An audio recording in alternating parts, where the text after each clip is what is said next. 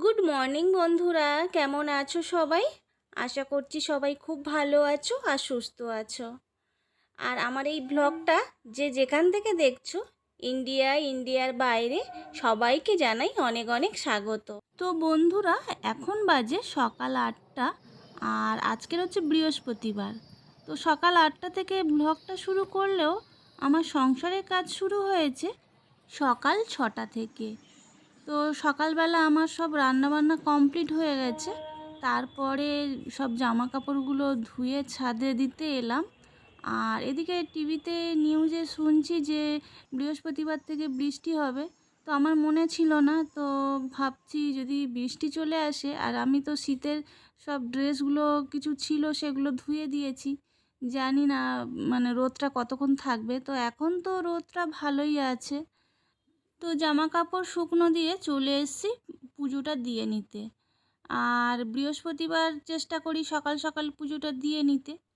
আর তোমাদের দাদাভাইকে সকাল সকাল একটু বাজারে পাঠিয়েছিলাম ওই ফুল আর মালা নিয়ে আসার জন্য। তো অন্য দিনগুলোতে মালা ঠিক আনা হয় না, তো এই বৃহস্পতিবার করে মালা দিই ঠাকুরের গলায়। আর সকাল সকাল যদি পুজোটা সেরে নেওয়া যায় তাহলে দেখবে মনটা অনেক ভালো লাগে। বেশ ধূপের গন্ধে সারা ঘর ভরে থাকে, একটা পজিটিভ এনার্জি পাওয়া যায়। তো দেখো মোটামুটি আমার পুজো দেওয়া কমপ্লিট হয়ে গেছে। আর ওদিকে তাপসী দিয়ে এসছে, বাসনগুলো ধুয়ে দিচ্ছে আর ঘরটা মুছে দিয়ে চলে যাবে। আর আজকে কি রান্না করেছি চলো সেগুলো দেখিয়ে দিই। তো আজকে যেহেতু বৃহস্পতিবার, আর বৃহস্পতিবারে আমরা নিরামিষ খাই, তাই মুগের ডাল করেছি টমেটো দিয়ে। আর পটল আলু দিয়ে তরকারি করেছি, এই যে পটল আলুর তরকারি। আর একটু বেগুনি করেছি, আমার ছেলে না বেগুন ভাজা খেতে চায় না, তো সেই জন্য একটু বেগুনি করলাম। আর একটু অল্প করে বেসন দিয়ে এটা ভেজে দিলে তখন ঠিক খাবে, শুধু বেগুন ভাজা খেতে চায় না, তো ওই জন্য এই বেগুনিটা করলাম। আর এই তো ভাত করেছি। এই হলো আজকের আমার রান্না। তো চলো এবারে বেডগুলো ক্লিন করে নিই। আর বৃহস্পতিবার করে আমি পুরনো বেড কভারগুলো তুলে দিই, দিয়ে কাঁচা পরিষ্কার বেড কভার আবার পেতে দিই। বৃহস্পতিবার করে চেষ্টা করি ঘর বাড়ি সমস্ত কিছু ক্লিন রাখতে। আসলে শুনেছি মা লক্ষ্মী বড়ই চঞ্চলা, যে বাড়িতে ঝগড়াঝাটি হয় সব সময়, ঘর বাড়ি অপরিষ্কার থাকে, মা লক্ষ্মী সেখান থেকে চলে যান।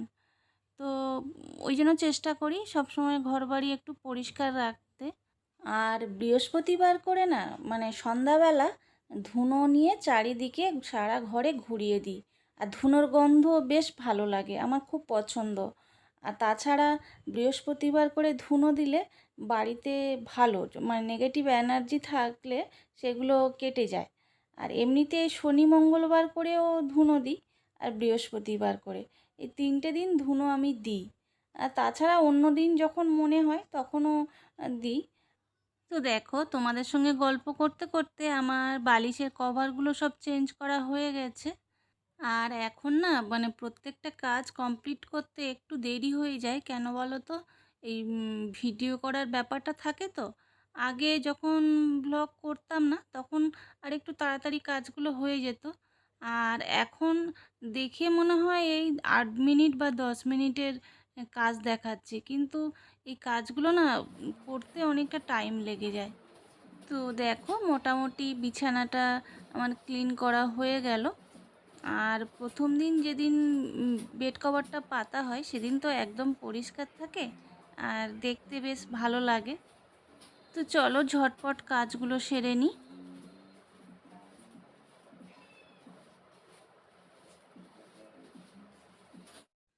এরপর চলে এসেছি আমাদের ঘরের বেডটা ক্লিন করার জন্য।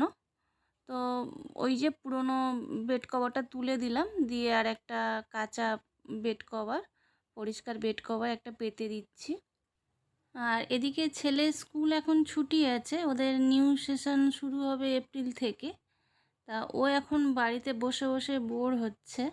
আসলে স্কুলে গেলে স্কুলে সব বন্ধুরা আছে, তো ওদের সঙ্গে একটু খেলাধুলা করতে পারে। আর সেই জন্য বলছে কবে যে স্কুলটা খুলবে স্কুলে যেতে পারবো। আর এদিকে দেখো আমার সর্ষের তেলটা শেষ হয়ে গেছে। প্রথম প্যাকেটটা আমি 2টো প্যাকেট আনি, তো 20 তারিখের দিকে দেখো একটা প্যাকেট আমার তেল শেষ হয়ে গেছে, তো আর একটা ঢেলে নিচ্ছি। আর একটা সাদা তেলের প্যাকেট লাগে, তো আমি সানফ্লাওয়ারটা ইউজ করি। আর 2টো প্যাকেট সর্ষের তেল লাগে, তার মধ্যে এই একটা প্যাকেট 20 তারিখ পর্যন্ত চললো। তার মানে আমার মাস শেষ হয়ে গেলেও তেল খানিকটা থাকবে। আর সর্ষের তেলটা আমি 2টো কন্টেনারে ঢেলে রাখি, একটা সবসময় ইউজের জন্য ছোটোটা, আর একটা একটু বড়, দুটোতেই ঢেলে রাখি। আর সেদিনে ওই যে এই ছোটোটা যেটা ওয়াশ করছিলাম, আর দেখো এর না ওই মাথায় যেটা ওই সরু মতো যে অংশটা থাকে না, ওটা কখন খুলে সিঙ্কের মধ্যে দিয়ে চলে গেছে। এই যে সরু অংশটা থাকে ওটা তো নেই, তো সিঙ্কে দেখছি কোথাও পেলাম না। আবার দেখো এই বড় তেল, এটার মধ্যে সাদা তেল ঢেলে রাখি, এই মাথার অংশটা ওরকম ধুইতে গিয়ে ভেঙে গেছে কিছুদিন আগে। তো দেখো ওই তেলের জায়গাগুলো আমার মোটামুটি সব নষ্ট করে ফেলেছি।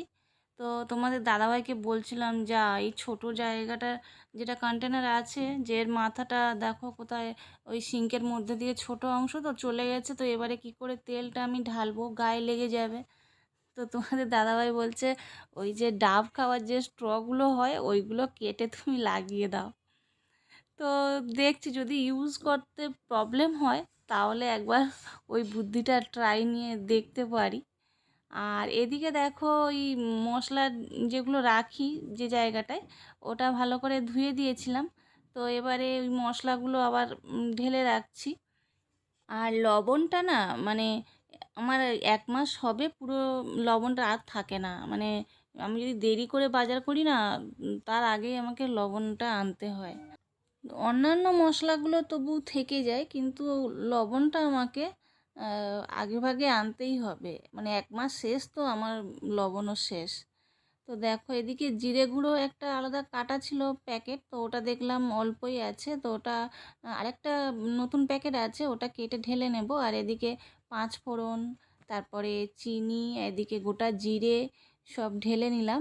আর এই যে জিরেটা আবার একটা নতুন প্যাকেট এনে কেটে ঢেলে রাখলাম। তো দেখো আমার মশলাগুলো সব মানে ঢালা কমপ্লিট হয়ে গেছে। আর এখন বাজে 1টা, আর আমরা তো 1:30টার আগে খাই না। তাই ভাবছি ছেলের পড়ার টেবিলটা একটু ক্লিন করে নিই। আর আমাদের মানে এই ফ্ল্যাটটা রাস্তার ধারে হয়, এত ধুলো হয়, দেখো কদিন আগে মুছে দিয়েছি, তাও আবার কীরকম সাদা সাদা হয়ে সব ধুলো পড়েছে। তো এমনি ডিপ ক্লিন করছি না, জাস্ট জিনিসগুলো নামিয়ে নিয়ে একটু হালকাভাবেই সব কিছু মুছে দিচ্ছি।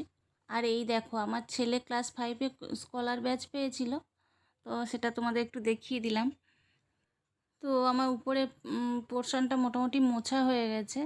আর এটা না মানে আমার ছেলের একটা বন্ধু ওর বার্থডেতে গিফট করেছিল, তো এটা এখানে সাজিয়ে রেখে দিই। আর একটা আর্টিফিশিয়াল গাছ এখানে রাখা আছে। আর আমার ছেলে অবশ্য ও না মাঝে মধ্যে ওর স্টাডি টেবিলটা ক্লিন করে নেয়। যখন দেখে আমি একটু ব্যস্ত আছি ও নিজে নিজেই ক্লিন করে নেয়। আর এই যে ঘড়িটা, এটা ওর মাসিমণি ছোটোবেলায় বার্থডেতে ওকে গিফট করেছিল। আর আর ওই যে গাড়ির চাকার মতো দেখতে পাচ্ছ, ওটা হচ্ছে একটা ইরেজার, ওটাও ওর একটা বন্ধু বিদেশে ঘুরতে গেছিলো, সেখান থেকে এনে ওকে গিফট করেছে। তো এই হচ্ছে মোটামুটি উপরটা সাজিয়ে রেখেছি, আর একটু জাস্ট হালকা হাতে ডাস্টিং করে দিচ্ছি। আর আমার ছেলের খিদে পেয়ে গেছে, তো লাঞ্চ করতে যাব, তো তাড়াতাড়ি করে একটু মুছে নিচ্ছি। তো দেখো আমার ছেলের স্টাডি টেবিলটা ক্লিন করে নিয়েছি, তো তোমাদের আরেকবার একটু দেখিয়ে দিই।